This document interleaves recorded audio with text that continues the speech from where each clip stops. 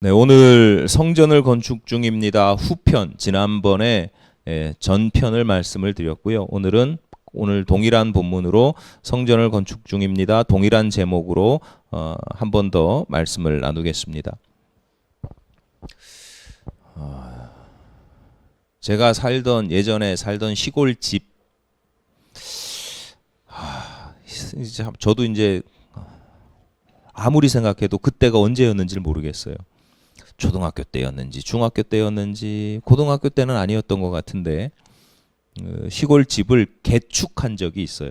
원래 시골 옛집이 디귿자 형식으로 이렇게 돼 있었는데 한쪽 면을 다 헐어버리고 집을 새로 지은 적이 있어요. 그러니까 새로 집을 지었으니까 옛날 집보다 훨씬 좋겠죠. 여러 가지 다양한 측면에서 좋았습니다. 예를 들어서 옛날 집은 변소라고 그랬잖아요. 예전에 변소가 저기 바깥에 따로 이렇게 동떨어져 있어서 특히 추운 겨울날 어릴 때는 밤이 싫었고 추운 겨울날 그 찬바람 불 때 거기 지나다니기도 싫고 화장실 변소에 들어가서 일 보는 것도 싫고 뭐 그랬었는데 이제 새로 집을 지으면서 집 안에 이제 화장실이 생겼어요. 얼마나 좋겠어요. 그 전에 옛집은 연탄 보일러를 뗐거든요. 연탄 보일러를 뗐는데 기름 보일러로 이제 바뀌었어요. 아버지가 참 지혜로우셨던 것 같은 게 기름 보일러, 기름 탱크를 그냥 이렇게 작은 게 아니고 어마어마하게 큰 탱크를 이렇게 철제로 이렇게 만드셔가지고 연탄 보일러를 하면 연탄을 하루에 몇 번 갈아요? 보통 2번 갈잖아요. 놓치면 이웃집에서 빌려와야 되잖아요. 연탄 뭐 빌려오고 가끔 불 가는 것도 제 몫이었고 구멍 맞추다가 가스 마시고 뭐 그랬던 기억이 있는데 기름 보일러를 하니까 뭐 한두 달에 한 번 기름 채우면 그걸로 그냥 쭉 가는 거예요. 그러니까 얼마나 신경 안 쓰고 좋아요. 지붕도 바뀌었어요. 옛날 집은 슬레이트 여러분 아시죠? 예전에 성면으로 돼 있는데 모르고 우리 삼겹살 구워 먹고 했던 그 슬레이트 지붕. 슬레이트 그 지붕은 잘 깨지잖아요. 뭐 태풍 동해니까 이게 집이 동해였으니까 여름철에 태풍 한번 불면 돌멩이들 날아다니다가 떨어져서 깨지고 비 새고 뭐 그러면 아버지가 비바람 부는데 올라가서 또 땜빵도 하고 뭐 그랬던 기억이 있고 이게 슬레이트 지붕이 오래되면 삭는단 말이에요. 그러니까 뭐 그런 슬레이트 지붕 옛집에서 제가 우리식 표준어로 검색을 해보니까 슬래브라고 하는데 슬라브 지붕이라고 이렇게 그냥 우리 옛날 옥상으로 만들어 놓은 슬라브 지붕으로 바뀌었어요. 제 생각에는 옛날 집이 새 집으로 여러 가지 모양으로 바뀌었는데 동네 어르신들이 그 집을 이야기하면서 새로운 집을 이야기하면서 뭐라고 이야기하냐면 슬라브 집이다. 그러니까 지붕이 바뀐 것을 이야기를 하시더라고요. 동네 어르신들이나 뭐 사람들은 새 집을 보면서 저거 화장실 집이야 이렇게 이야기하지 않고 기름 보일러 집이야 이렇게 이야기하지 않고 그냥 슬래브 집이야 이렇게 이야기를 하는 거예요. 지붕 형태가 어른들한테는 가장 의미가 있고 중요했던 것 같아요. 앞서 말씀드렸듯이 개인적으로는 보일러가 바뀌어서 좋고 화장실이 바뀌어서 좋은 게 가장 좋은 거지 저한테 옥상은 그다지 중요하지 않았거든요.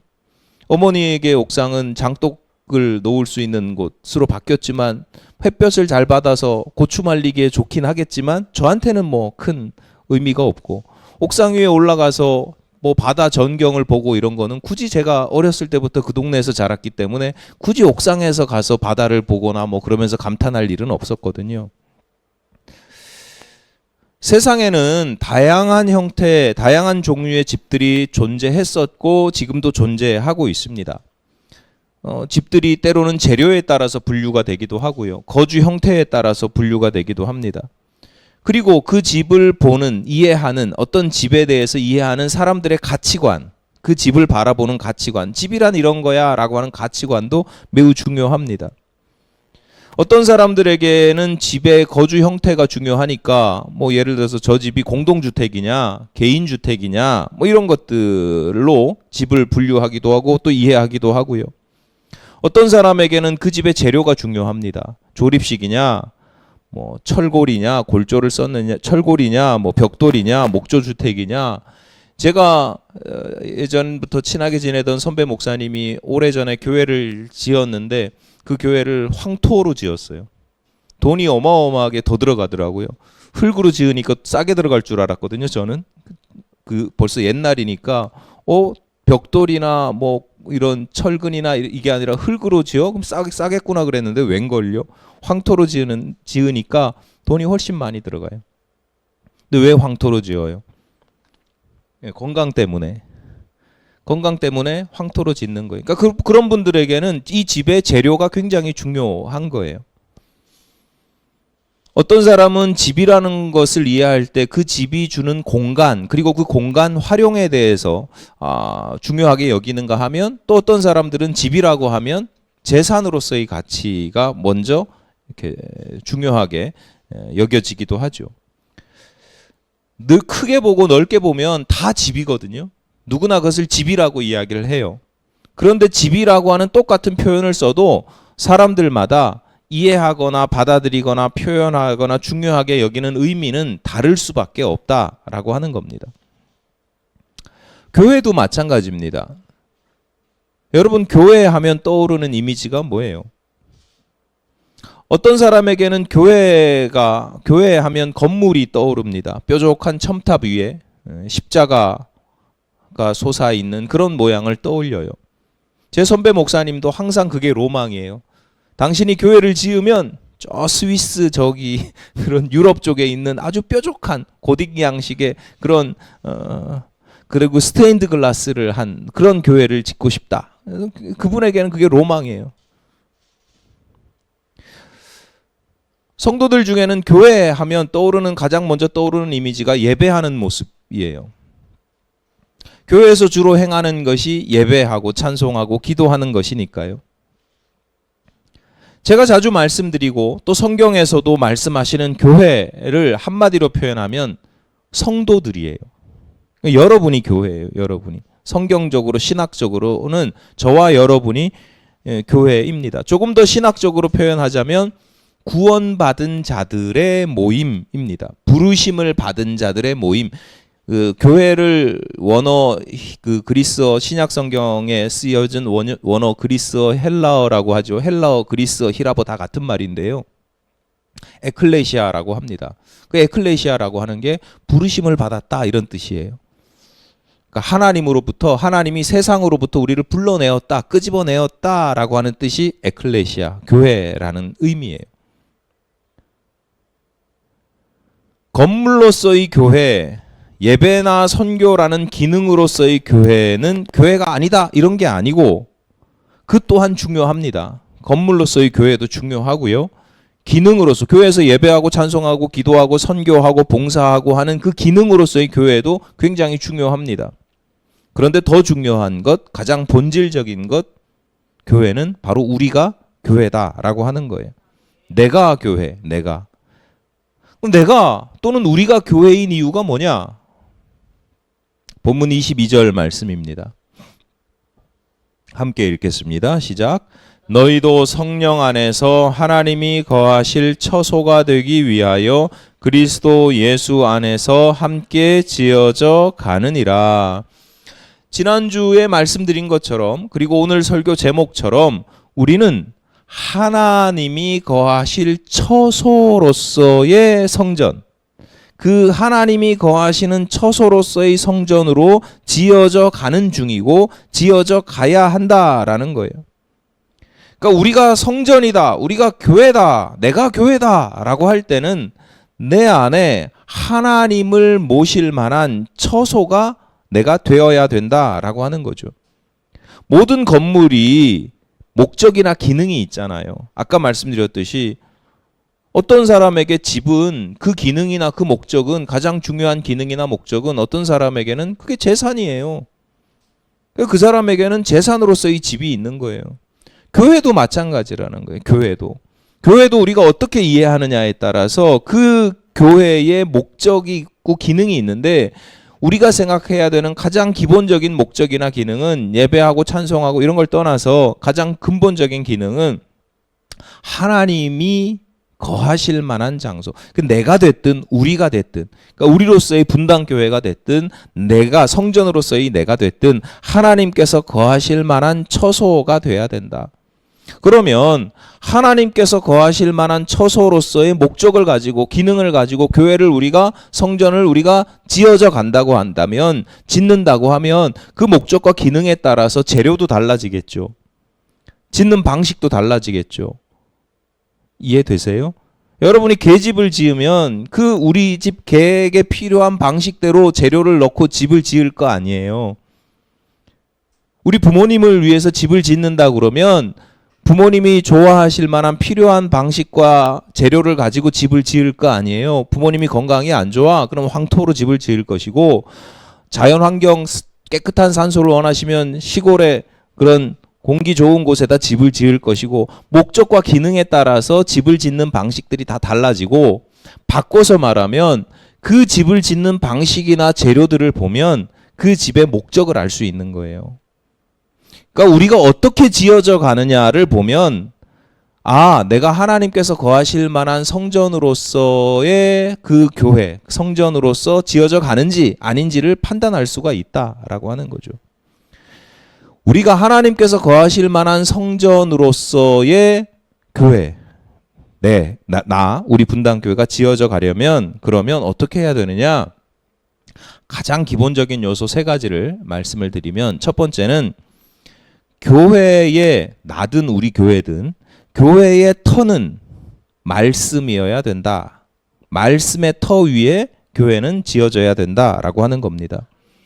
모든 건축물을 지을 때 터가 중요하잖아요. 어디에다 짓느냐가 중요하단 말이에요. 사상누각 이런 말 들어보셨죠? 모래 위에 전각을 지으면 그 모습이 아무리 화려해도 대단해도 결국은 무너질 수밖에 없습니다. 성경에서도 마찬가지 비슷한 표현이 나오죠. 누가복음 7장에 보면 예수님께서 지혜로운 사람은 자기 신앙의 집을 어디 위에다 지어요? 반석 위에다 지어서 비바람 창파가 불어도, 창파가 몰아쳐도 흔들리지 않는다. 반석 위에 집을 짓는다. 어리석은 사람은 모래 위에 집을 짓는다. 예수님께서 말씀하시죠. 지혜로운 사람과 어리석은 사람의 차이라고 하지만 이건 사실은 지혜와 어리석음의 문제라기보다 상식의 문제 아닙니까? 여러분, 누가 모래 위에 집을 짓겠어요? 모래 위에 집을 짓는 거는 지혜롭지 않은 게 아니라 미친놈입니다. 뭐 말이 안 되는 거죠. 아주 몰상식하고 상식이 없는 거예요.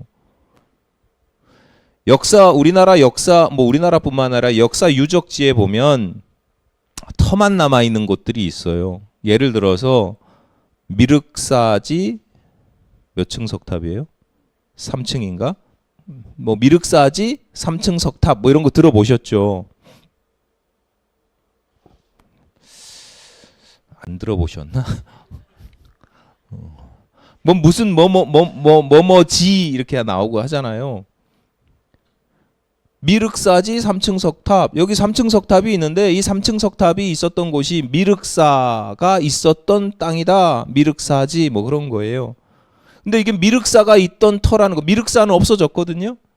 그냥 휑하고 아무것도 없거든요. 벌판이거든요. 잡초가 막 자라거든요. 근데 거기가 미륵사지라는 걸 어떻게 알아요? 대부분의 그 문화재 곳 보면 건축물은 다 없어졌는데 남아있는 것 중에 뭐가 있냐면 주춧돌이 남아있어요. 주춧돌. 건축물 기둥을 받치고 있던 주춧돌이 남아있는 경우들이 많아요. 그 주춧돌은 무거우니까 옮기질 못하니까. 주춧돌은 뭐냐? 터가 반석이면 그 위에다 그냥 바로 건물을 올리면 되는데, 터가 반석이 안 되면 그냥 맨 땅 흙이면 우리나라 건축물들이요, 절이든 궁전이든 건축물들이 초가집이 아니면 건축물들이 굉장히 무거워요. 왜 무거워요? 원고에 없는 얘기 자꾸 이렇게 멀뚱멀뚱 쳐다보셔서 그 기와가 올라가잖아요. 기와가 막 좋은 건물일수록 기와가 얼마나 무거워요. 그 무거운 기와를 받치려면 기둥들이 있어야 되는데 그 기둥을 받치는 터가 반석이면 좋은데 터가 흙이면 그 기둥 밑에 돌이라도 깔아놓는 거예요. 그게 주춧돌이에요. 그래서 주춧돌이 남아있는 주춧돌이 몇 개가 어떤 정도의 넓이로 어느 정도의 크기로 있느냐에 따라서 그 원래 건축물이 어느 정도 규모였는지 이런 것들을 다 추정해내는 거예요. 터만 보고 알 수 있는 거예요. 근데 터만 보고 알 수 있는 게 그 터에 주춧돌들이 남아있기 때문인 경우가 대부분이에요. 오늘 본문 20절 전반부입니다. 너희는 사도들과 선지자들의 터 위에 세우심을 입은 자라. 성전으로 지어지는 성도들의 터가 사도들과 선지자들이라는 건데요. 여기서 터라고 번역된 단어가 주춧돌이라는 뜻이에요. 주춧돌. 기초, 주춧돌을 의미해요. 성전된 우리들, 성전으로 지어져 가는 우리들을 받쳐주는 것이 있다. 주춧돌 역할을 하는 것이 있다. 그게 바로 사도들과 선지자들이에요. 사도들은 뭐 하는 사람들이냐? 한마디로 하면 증언하는 사람들이죠. 예수 그리스도를 증언하는 사람. 너희가 성령을 받고 권능을 받으면 예루살렘과 주주주 증인이 되리라 이렇게 말씀하잖아요. 초대교회 사도들이 하는 일들이 하도 많아가지고 나중에 딱 정리했잖아요. 뭐 사도들은 앞으로 기도와 말씀에 전무하겠다. 기도와 말씀에만 전념하겠다. 말씀을 전하는 사람의 사도들이 증언하는 사람이죠. 선지자들은요. 선지자들을 다른 말로 뭐라고 그래요? 예언자라고 하잖아요. 그냥 늘 높아심에서 말씀드리는데 여기서 예언은 미래의 일을 예측한다의 예자가 아니에요. 항상 이렇게 말씀드려도 꼭 예언하면 뭐 예언의 은사 뭐 이런 어떤 누가 예언을 해가지고 가서 예언 기독교 신앙의 예언은 그런 예언이 아니에요. 그런 예언을 포함하긴 하지만 예언이라고 할 땐 그 예언자라고 할 땐 그 예자가 아니고 맡긴다는 뜻이에요. 예금 할 때 예자예요. 예금이 뭐예요? 은행에 돈을 맡긴다 이런 거잖아요. 그러니까 예언이라고 하는 건 하나님께서 그 사람에게 당신의 말씀을 맡겼다 이런 뜻이에요. 그래서 예언자 할 때 예언은 하나님께서 맡기신 말씀을 하는 사람이 예언이에요. 예언자예요. 그러니까 목사도 예언자예요. 그 신약 성경에 나오는 예언의 은사는 하나님께서 주신 말씀을 전하는 사람을 예언자라고 해요. 그러니까 그 가운데는 미래의 일도 얘기할 수 있고 과거의 일도 얘기할 수 있고 하죠. 예언은 원래 그런 거다. 어쨌거나 선지자들은 예언하는 사람, 사도들은 증언하는 사람이죠. 그러니까 너희가 사도들과 선지자들의 터 위에, 주춧돌 위에 세워져야 된다라고 하는 것은 너희가 하나님의 말씀의 기초 위에 세워져야 된다라는 말씀이에요. 그러니까 성전이 되고자 하는 성도들은 항상 말씀을 자신의 터로 주춧돌로 삼아야 된다라고 하는 것입니다. 신앙생활 참 열심히 하는데 말씀을 모르는 분들이 잘 많아요. 모를 수 있어요. 근데 말씀에 관심이 없는 분들이 참 많아요. 이게 안타까운 일이죠. 초신자라고 하면 이해가 되는데요. 그럴 수 있어요. 그러나 신앙생활 수십 년 하고 평생 했는데도 말씀에 대한 기초가 없는 경우가 종종 있어요. 여러분, 기독교 신앙, 여호와 신앙의 가장 핵심적인 큰 특징 중에 하나가 말씀입니다. 구약 시대에 여호와 하나님 신앙의 여호와 신앙의 아주 큰 특징 중에 하나가 뭐냐면 형상이 없었다는 거예요. 신상을 새기지 않았다는 거예요. 종교학적으로 하나님이 절대로 신상을 새기지 말라고 그래요. 그러니까 오늘 우리에게는 너무 당연하고 익숙한 말씀이거든요. 기독교인들에게 뭐 하나님 우상 만들지 말고 하나님 신상을 어떻게 새길 거야. 금지이기도 하지만 어떻게 할까요? 우리에겐 너무 익숙해요. 처음부터 우리는 하나님의 형상을 관심도 없었고 보지도 않고 살았으니까요. 그런데 구약 시대 사람들, 그 시대 사람들에게는요, 이게 청천벽력 같은 일이에요. 신상을 만들지 말라고? 하나님이 형상이 없다고? 그러니까 시내산 아래에서 애굽에서 탈출해 왔던 사람들이 시내산 아래에서 모세가 시내산 위에 올라간 다음에 그 밑에서 송아지로 금송아지로 우상을 만들잖아요. 그 시대의 그 사람들에게는 그 상식이라니까요. 신상을 만드는 게.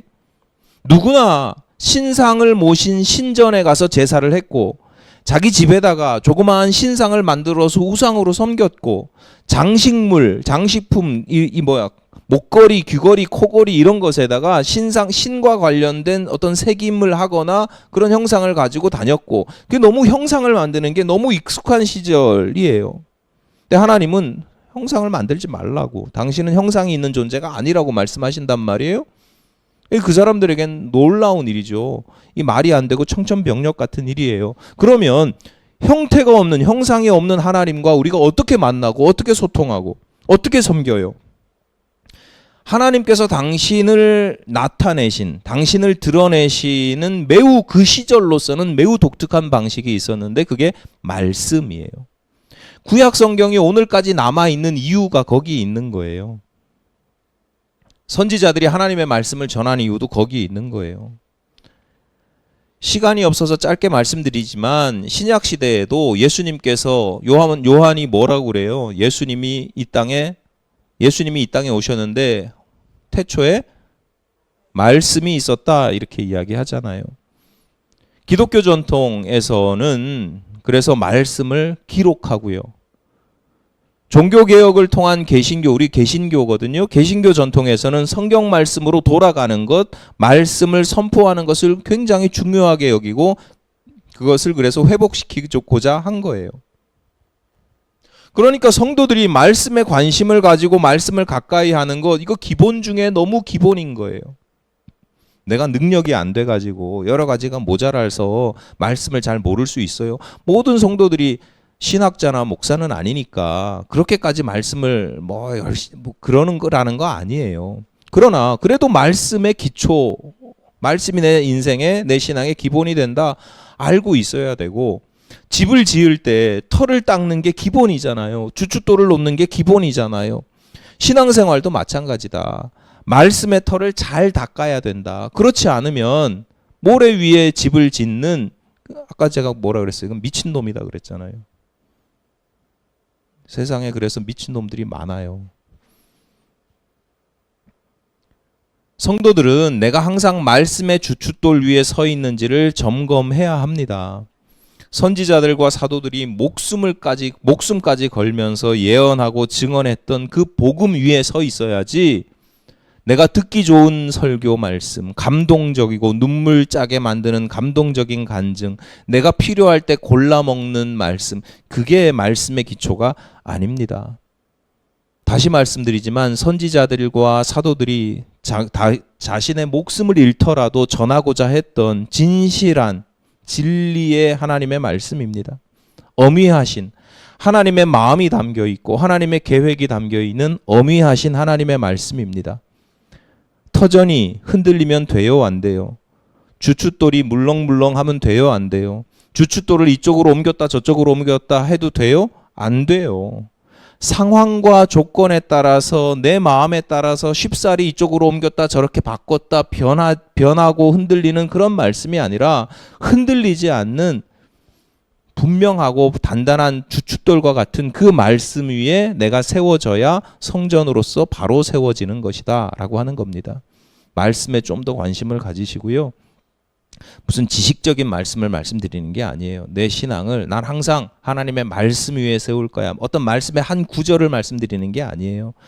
하나님께서 말씀을 통해서 당신을 드러내셨거든요. 그러니까 내 신앙과 내 삶은 항상 말씀 위에 세워져야 된다. 이 마인드를 가지고 성전을 지어 가시기를 바랍니다.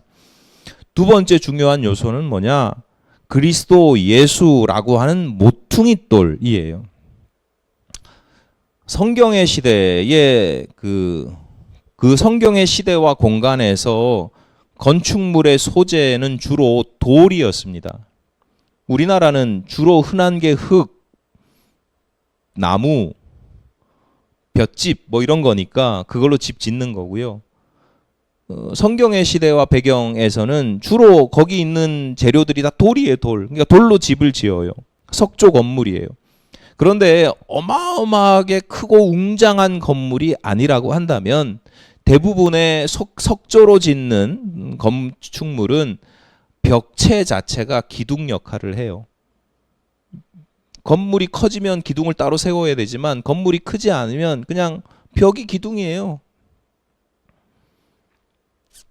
그러니까 벽부터 쌓기 시작한단 말이에요. 벽을 쌓는데 건축 기술이 뭐 지금처럼 그렇게 좋지 않으니까 벽체를 한쪽을 이렇게 쌓다 보면 이게 제대로 쌓을 수도 있지만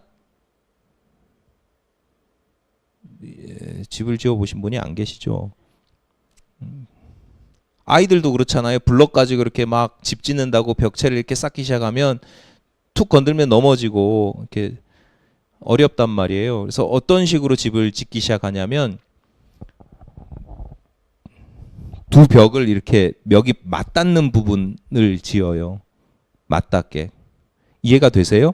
벽체를 한쪽만 세우는 게 한쪽을 쫙 세우는 게 아니라 맞닿는 부분, 그 모서리잖아요. 모서리, 모퉁이가 되잖아요. 그 모퉁이부터 양쪽 벽을 이렇게, 양쪽은 아니지, 이 맞닿는 벽을 이렇게 지어 쌓아 간단 말이에요. 그럼 힘을 받으니까, 모퉁이에 있는 곳이 힘을 받으니까, 그러니까 그 모퉁이에 있는 곳에 힘을 받으니까 모퉁이 돌은 단단한 돌로, 특별한 돌로 모퉁이 돌을 받쳐놓고 그리고 거기다가 벽을 이어서 쌓는 겁니다.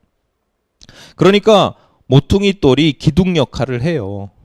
건물에 힘을 받아주는 그런 기둥 역할을 하고요. 그 모퉁이 돌이 의미가 있으니까 그 모퉁이 돌에다가 이 건축물의 의미를 담아요. 우리나라 정초석처럼 거기다가 이 건물은 어떤 것이다 라는 의미를 거기다 담고 거기다 미학적인 요소를 첨가하기도 해요. 예를 들어서 건물 벽이 뭐 회색인데 모퉁이 돌은 빨간색, 까만색 뭐 이런 돌을 딱 넣어가지고 포인트를 줘가지고 건물을 아름답게 장식하기도 합니다. 그러니까 이 건물이 어떤 건물이냐를 딱 가장 쉽게 알아보려면 모퉁이 돌을 보면 돼요. 모퉁이 돌을 보면 이거 참 예쁘네. 이 모퉁이 돌이 이 건물이 어떻게 지어졌네. 이런 것을 알 수 있어요. 20절 후반절입니다. 그리스도 예수께서 친히 모퉁이 돌이 되셨느니라. 복음이신 예수를 선지자들이 예언했고 사도들이 증언했습니다. 그러니까 사도들의 증언과 선지자들의 예언 위에 예수라고 하는 모퉁이 돌이 세워졌어요. 그 예수를 믿고 의지할 때 우리는 예수께서 우리의 구원자가 되어 주십니다. 그런데 예수는 단지 믿고 의지하기만 하는 분이 아니고 성전이 되어가는 성도들에게는 그 모퉁이 돌이신 예수를 순종하고 믿고 따르는 데까지 나아가야 합니다.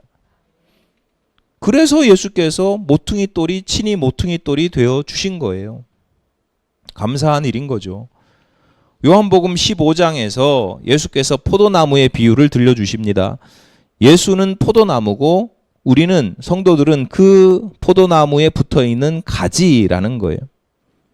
가지가 줄기에 붙어 있어야, 포도나무에 붙어 있어야 영양분도 공급받고 열매를 맺을 수 있지요. 내가 포도나무인지 아닌지 알 수 있는 것은 내가 맺는 열매를 통해서 알 수 있습니다. 내가 포도 열매를 맺으면 포도나무고 사과 열매를 맺으면 사과나무예요. 내가 예수와 연결되어 있는 포도나무라는 것을 여러분의 삶의 열매를 통해서 증거가 돼요. 그런데 내가 포도 열매를 맺게 하는 것은 내가 붙어 있는 포도나무이신 예수입니다. 예수로부터 무언가를 공급받아야 되고 의지해야 되죠.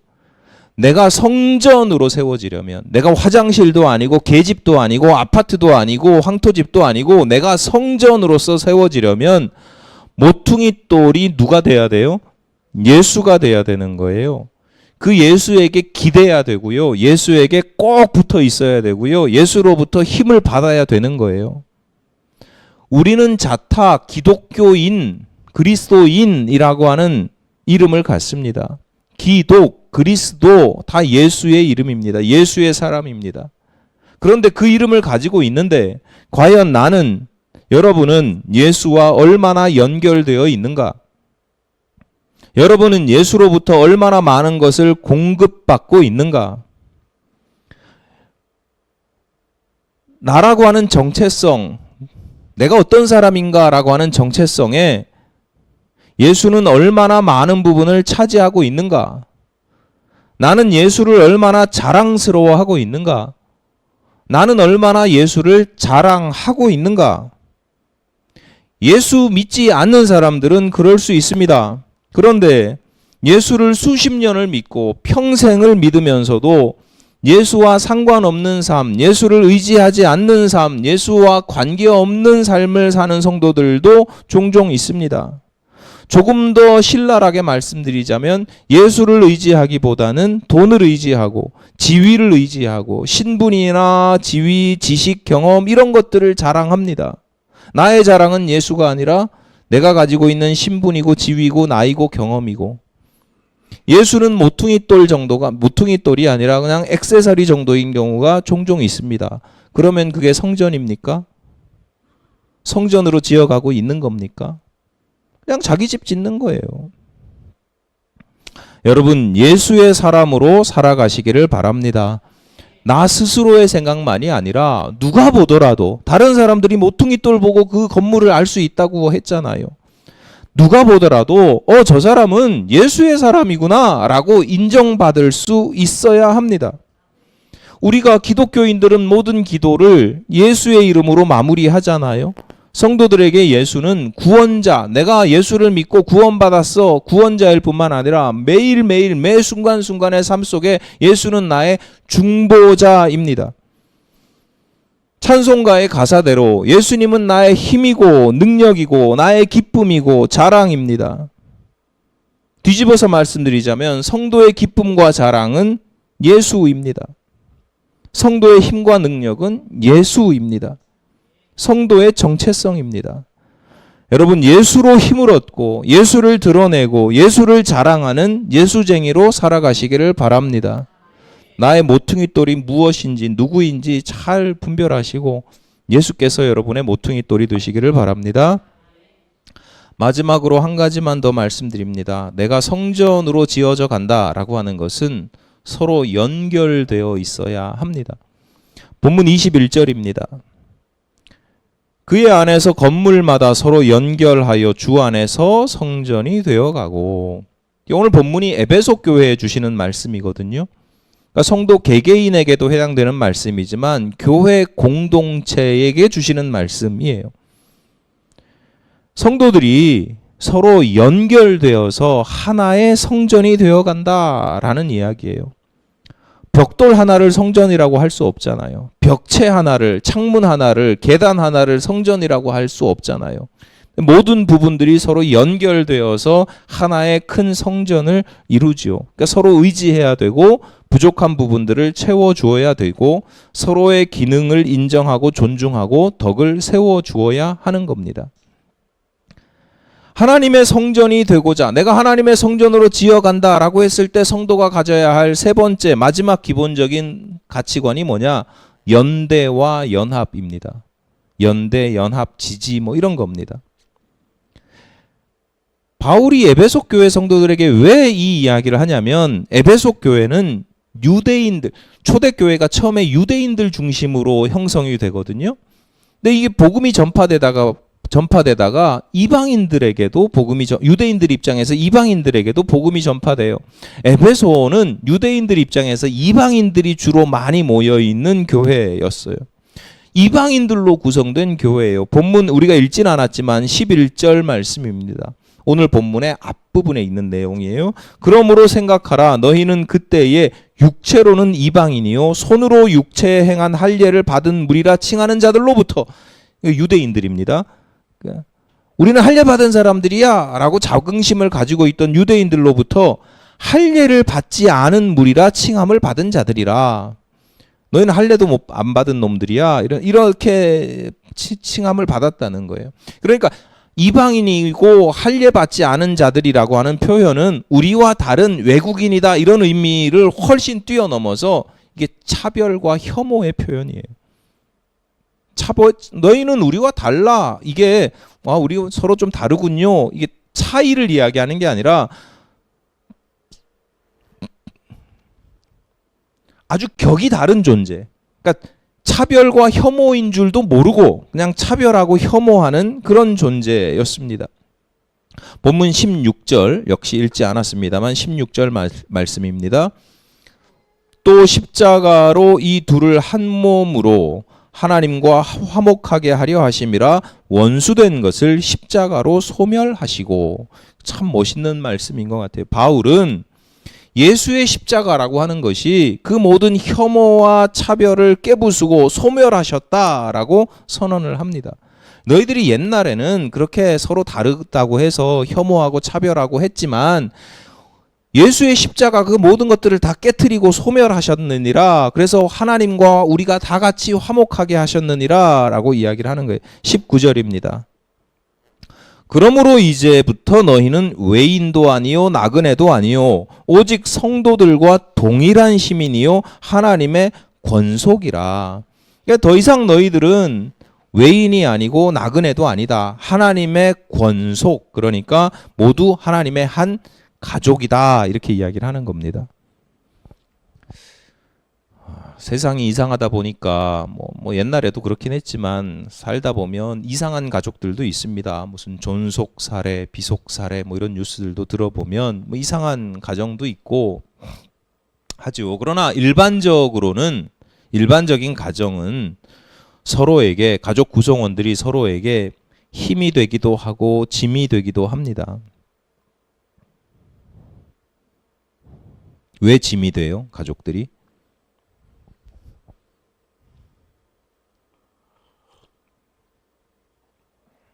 이게 왜 짐이 되냐면요. 그 사람이 나와 다르다고, 싫다고, 이해가 되지 않는다고 그 사람을 버리지 않습니다. 쓰레기처럼 취급하지 않습니다. 짊어지고 갑니다. 그래서 짐이 되는 거예요. 이해되셔요? 왜 짐이 돼요? 내가 왜 지고 있냐고. 그 사람 나와 다른 사람이고 이해되지 않고 힘들게 하면 그냥 버리면 되잖아요. 쓰레기처럼 여기면 되잖아요. 근데 그렇게 하지 못하잖아요. 가족이란 게 그런 거예요. 그렇게 하지 못하니까 짊어지고 가는 거예요. 그러니까 짐이 되는 거죠. 꿋꿋이 짊어지고 가다 보면 그 짐이 어느 날 힘이 돼가지고 나를 짊어지고 가기도 해요. 어느 날 돌아보면 내가 짊어지고 가는 줄 알았는데 그 사람이 나의 짐인 줄 알았는데 내가 그 사람의 짐이 되어 있기도 하고 내가 그 짐을 지다 보니까 나에게 힘이 생기기도 해요. 그게 가족이잖아요. 그게 가정이잖아요. 권속이란 말이에요. 좋아가지고 나 볼 때마다 그냥 웃음이 넘치고 행복하고 어이구 하는 집마다 어떻게 그렇게 이뻐. 무슨 그런 가정이 어디 있어요. 다르지만 서로 짐을 지어주는 그게 가정이죠. 권속이죠. 하나님을 모신 성전으로서의 교회로서의 성도들은 다른 성도들에 대해서 무관심하지 않습니다. 나와 다르다고 불편해하거나 불편하죠. 그렇지만 불편해한다고 다투지 않고 버리지 않습니다. 내가 거룩해야 되는데 넌 거룩하지 않아. 그래서 혐오하고 차별하고 거룩이라는 명분으로 혐오하거나 차별하지도 않습니다. 그래도 우리는 한 가족이니까 하나님 안에서 한 가정이니까 서로 힘이 되어주고 짐이 되어줍니다. 그러니까 혼자 서기 힘들 때면 옆에 있는 성도들에게 살짝 기대어도 됩니다. 창피하거나 부끄러운 일이 아니고요. 그렇게 기댈 때 서로 연결되는 것입니다. 주 안에서 서로 연결되는 게 중요합니다. 옆에 서 있긴 한데 연결되어 있지 않다? 아니죠. 연결되어야 성전입니다. 근데 그 연결이 어떻게 됩니까? 서로의 연약함을 알고 같이 기도해주고 같이 아파해주고 같이 눈물 흘리고 때로는 도와주기도 하고 때로는 도움을 구하기도 하고 그렇게 연결되는 거죠. 우리가 성전이 되어가는 세 번째 기본적인 요소, 그래서 성도들이 서로 연대하는 것, 지지하고 연결되는 겁니다. 오늘 설교를 준비하면서 내내 고민거리가 있었습니다. 아니나 다를까 설교를 시작할 때 여러분의 반응을 보면서 내 생각이 맞았구나.